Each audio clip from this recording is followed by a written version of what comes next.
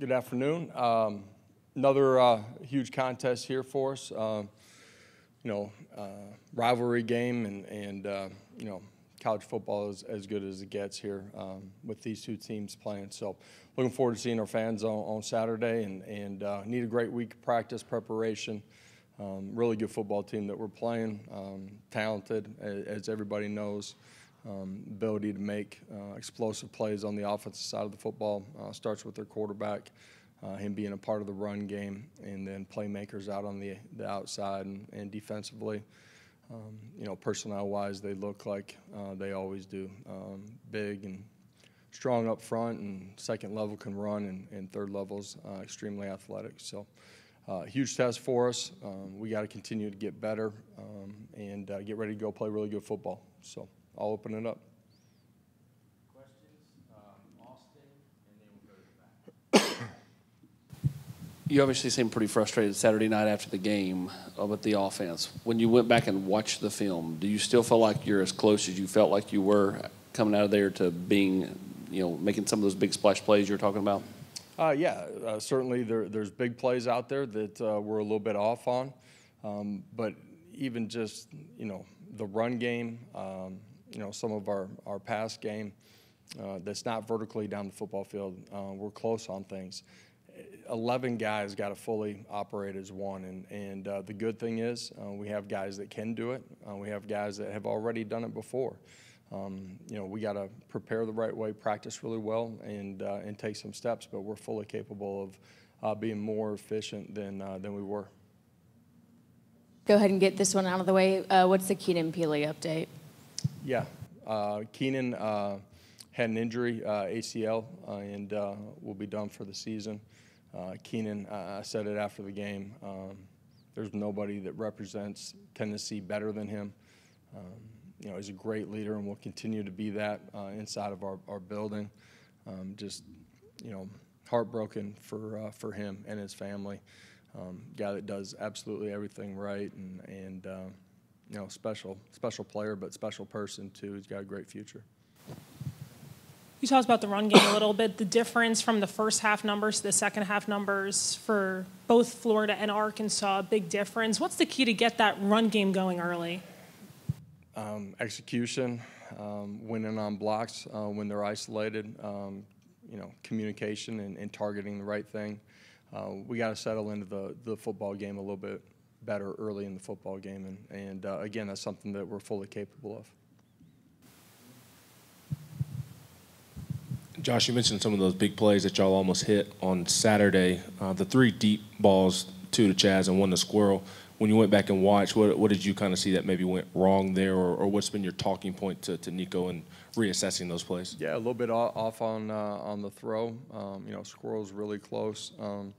Make him bend outside a little bit off of it. The safety was a little bit tighter to it than anticipated. But all in all, wide receivers, quarterback, we got to make it right, and you got to hit some of those plays. Hey, Josh, Kalen DeBoer has told a story about how early in his career he visited Oklahoma. You helped him out there. Yeah.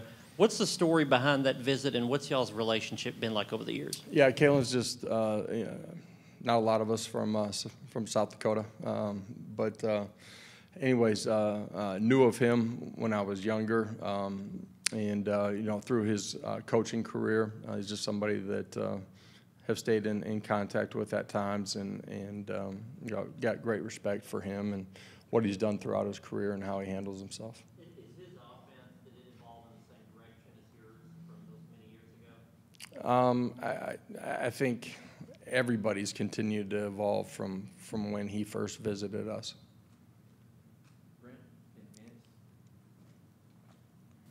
Do you have any concerns about where Nico's confidence is right now in any way? And kind of what, as a former quarterback, what's your message to him after the last couple games he's played? Well, I think for every player, not just a quarterback, you've heard me say this, you got to play the next play independently, the next week independently too.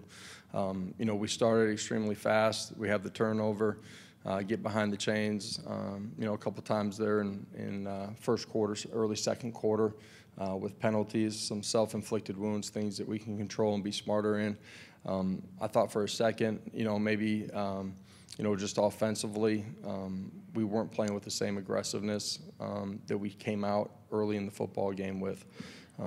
For us, settling in, we got a bunch of guys that have played at a high level and have made plays. And Nico's played well. He hasn't played his best football the last couple of weeks.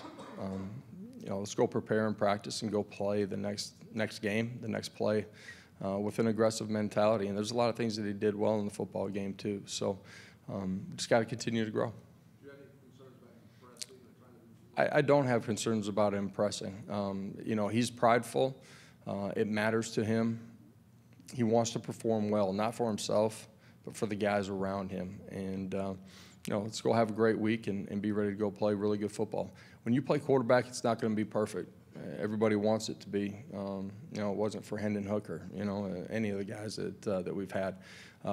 Being resilient, coming back and playing with great confidence, which he will, and poise will lead you to the plays that are going to present themselves. Josh, on Nico, what about his pocket presence? What do you feel about that? Is he hanging in there the proper amount of time? Is he leaving early? What do you see in terms of those decisions when to run and whether to stay in the pocket? Yeah, some of them he's absolutely right on. Some of them, he's got an opportunity to deliver a ball. Can the pocket be cleaner while he's trying to deliver it? Yeah. Offensive football, 11 guys got to operate together. There's times the old line's doing a really good job and we're not doing a good job at running back, or vice versa. For Nico, being calm, poised, being in a great platform to be able to deliver the football on time is important. But a part of his game and part of what we need is when it's not right down the football field to be able to scramble and make plays. Coach, obviously the magnitude of this rivalry hasn't changed. It still has huge implications nationally and in the conference. But does it feel any different to be getting ready for this and Nick Saban not be on the other sideline at all? Man, this rivalry's been around a long time before Nick Saban was a part of it or I was a part of it. The magnitude of this rivalry is the historical nature and what it's meant inside of this league a lot. What makes defending Jayla Milroe so tough from a throwing standpoint, and of course, his ability to run? Yeah, he's been extremely accurate with the football, been a pretty sound decision maker. I think while you're trying to apply pressure to him, right, so his guys don't have all day to run around on the second and third level, you have to be mindful and not let him escape.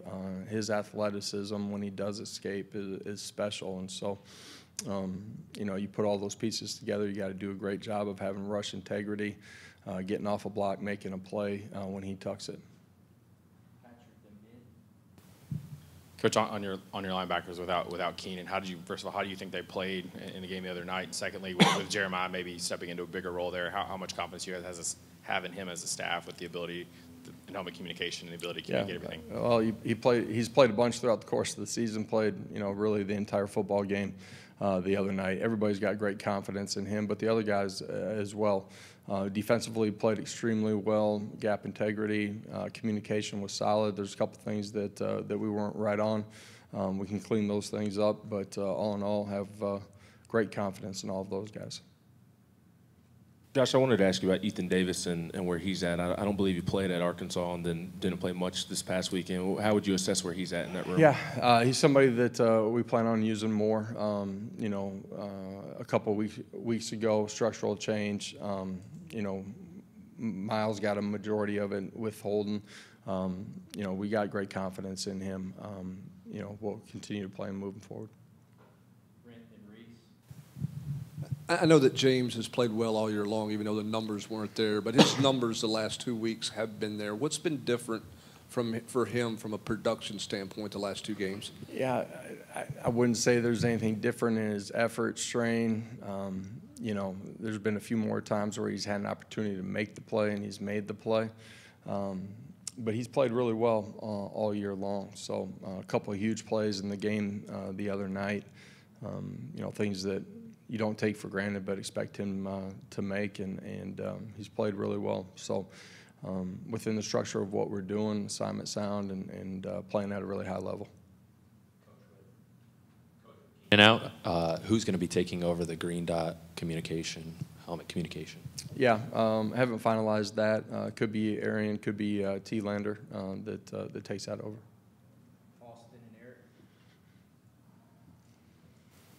With you all being so deep on the defensive line and Nathan Robinson doing a little bit the other night offensively, is there a potential for an expanded role for him in a handful of scenarios on the offensive side of the ball just to get him some looks? Yeah, I don't think we'll expand him to playing a bunch of tight end.